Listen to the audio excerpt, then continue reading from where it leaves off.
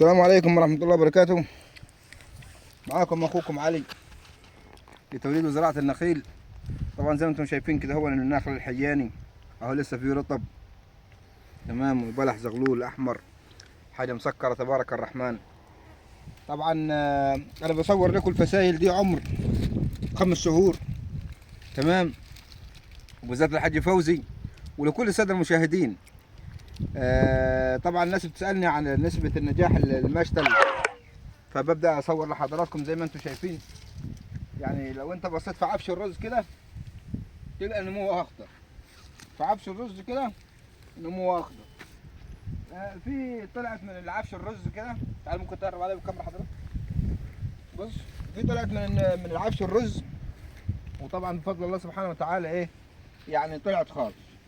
لو انت ملاحظ كده، شوف ما انت ملاحظ كده بفضل الله سبحانه وتعالى كله كله كله كله.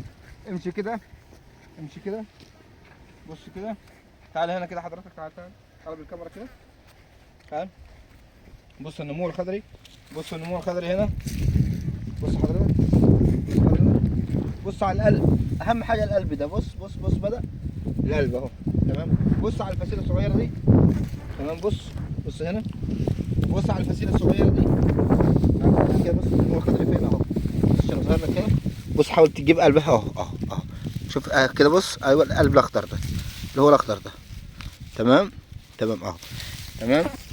لو انت بصيت كده ده عمر 5 شهور، عمر 5 شهور ده من فضل الله سبحانه وتعالى. ده المشتل يا جماعة اللي كنا زرعناه اللي هو 2400 نخلة تمام. النخل اللي بره ده عمره 3 سنوات من تاريخ الزراعة. ده احنا بناكل منه رطب اهو لسه في رطب. وزي ما انتم شايفين يعني نسألكم الدعاء ونسألكم نسألكم الدعاء. يعني ده نخل حياني معروف، بلح احمر زي كده وبيبدأ يرطب زي كده تمام. في رعاية الله، والسلام عليكم ورحمة الله وبركاته.